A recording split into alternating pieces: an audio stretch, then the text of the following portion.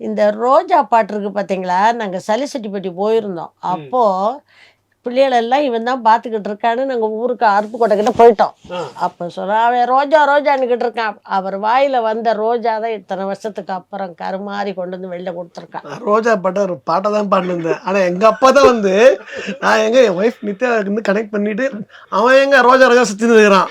அவன் ரோஜா பாட்டு தான் இப்போ கச்சேரி. நிஜமான ரோஜா ரோஜா சுத்திக்கிறான்.